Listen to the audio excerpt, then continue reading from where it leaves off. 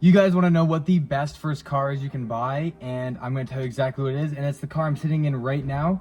It's going to be an Acura Integra GSR. This is the best bang for your buck starter car that you can turn into a project, something you can daily, something you can take on road trips, do a lot to it, and all for a really good price. But of course, there is more to this car than just its looks. There's more to this car than just its reliability. So let's dive into why I truly think that this car is as amazing as I think it is. Before we dive into the specifics about the car and what makes it so great, it's good to always understand a little bit of the history behind the car and understand where this car came from and what the point of it was. It has a 170 horsepower VTEC engine, an 8,000 RPM red line, 4-wheel double wishbone suspension, and it's still only the second most fun car on the road.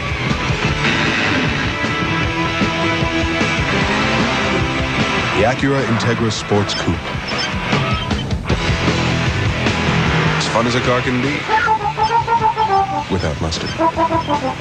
Now, in the mid-90s, Honda was having some struggles keeping up with other Japanese car brands at the time when it came to their sports car lineup. So what they did is they basically redefined their sports cars with three main cars. The first one's going to be the Acura Integra Type R.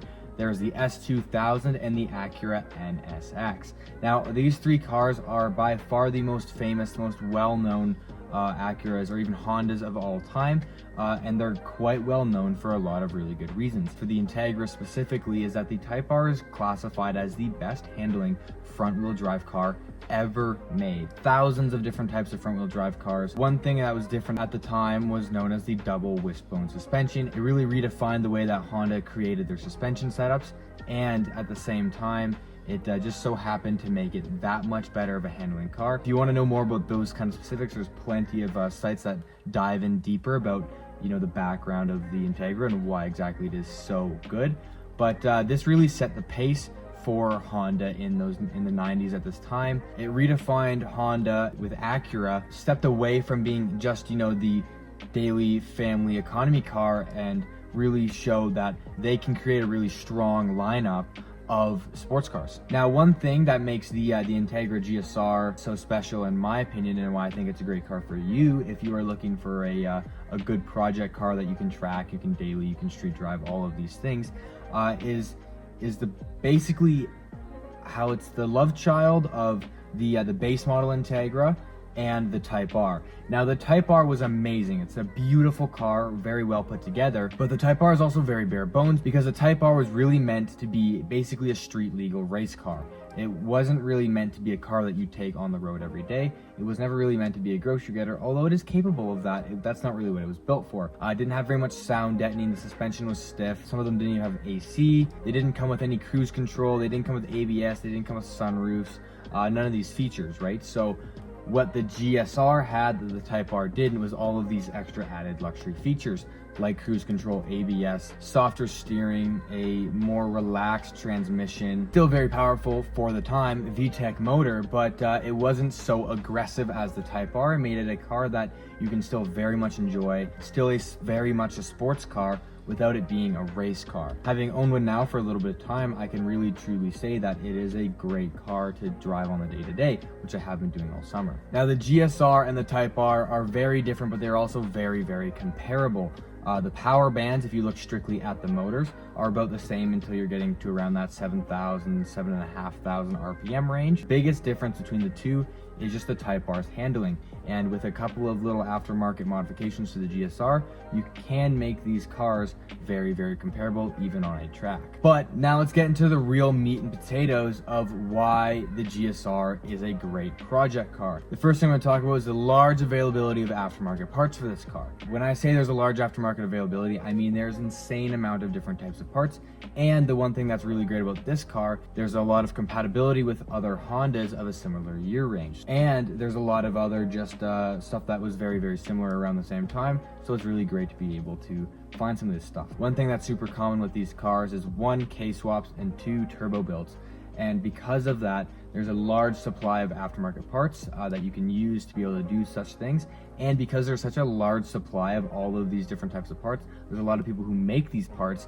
It means that they're not very expensive. So you can get a lot of these really good quality, high quality parts at a relatively really good price. Whereas if you're looking at some of the other cars that would be in the same ballpark, their aftermarket supply is not going to be quite the same. Honda is well known for having probably one of the best aftermarket supports for any car manufacturer. And that not only goes for aftermarket, but also OE replacement.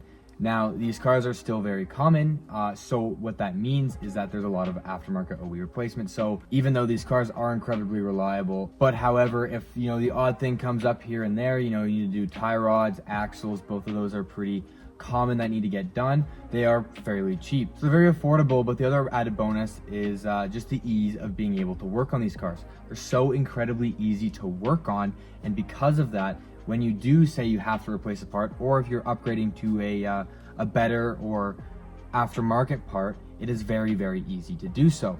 I've done suspension on these cars, I've done control arms, I've done multiple different exhaust systems on these cars, intake stuff, all of like your kind of starter, swap, upgrade performance stuff that you would do on these cars. It's all very simple, and typically at the most takes a few hours to do. So if you do find one that's in good shape, one that's not rusted out, obviously, you can expect to have fairly easy time working on these cars. Now, like I mentioned earlier, Integras are one of the best handling cars of all time. And because of that, it means that these cars are really fun to take on a track, or if you do a lot of canyon driving, spirited driving, anything like that, it is a very fun car to do so in. I have my fair share of back road driving, a lot of spirited driving I've done in these cars, and I can say for certain it is an amazing car to do that in.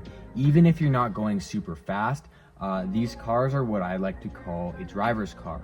So they don't necessarily have all of the most amazing luxury features, but what they do have is amazing driver feel and driver comfort. So when you're behind the wheel, when you're driving these cars, they are incredibly fun to drive, even at slower speeds. Even if you're not driving the car at 10/10ths, at its peak limitations, you get a lot of really good feedback from the car and from the road. So if you really like to enjoy your cars, if you like to go on cruises, if you like to go on road trips, if you like finding twisty, tight, windy roads, an Integra, in my opinion, is the most fun car I've ever driven on roads like that, and I would highly recommend one. Now, the next amazing thing about these cars that I would like to add is the price tag on these cars. Depending on where you live, obviously, if you live up north in Canada like I do, it's a little bit more difficult to find, rust-free or in good shape. But if you live in somewhere like California or pretty much anywhere in the States that doesn't see a lot of snow or even a lot of road salt, you are going to be more likely to find one that is rust-free and in better shape. If you live in an area where rust isn't super common, then it's not difficult to find them in good shape, and it's also really not difficult to find them for a really good price. Now, I'm sure you've all been waiting. I've talked a lot about how amazing these cars are, and now I'm going to go into the downside that is common with these cars, and that's just going to be their availability. Now, I mentioned when you find them, you can typically get them for a fairly good price.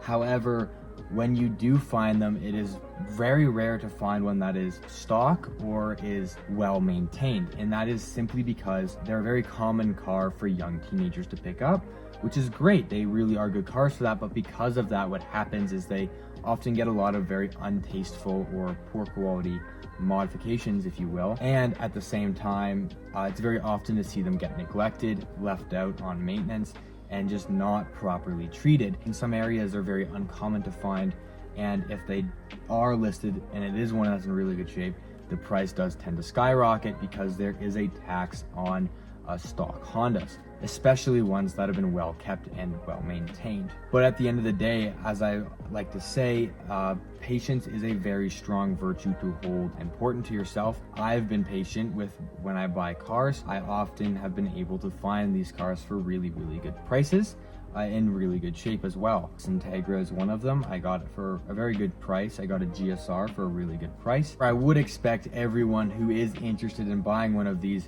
who waits saves up the money, whoever doesn't really buy the first thing that pops up on their feed, it is very possible to get one that's in great shape. And I would really highly recommend waiting out for the right vehicle. At the end of the day, these cars are amazing. They're super fun to drive. They look absolutely gorgeous. They handle amazing. They're very cheap to find aftermarket parts for and relatively cheap to buy in the first place. They are very easy to work on, and OE parts are also easy to find as well for the most part. And at the same time, one thing I didn't really mention is that they're very easy to make fast. Very easy to do a little bit of work on your motor, put a turbo on it or K-swap it or any of these things, put a little bit of power on it and be having an absolute blast. Really, you don't need much more than 250 horsepower for these cars to be fast because of how lightweight they are. Hopefully this, maybe pushes you in the right direction. Hopefully this encourages you to buy your own Integra. If you have any questions, feel free to leave them in the comment section down below or DM me on Instagram at It's Mr. Cream. Thank you guys so much for watching once again. Remember to like, comment, and subscribe. I'll see you in the next video. Peace.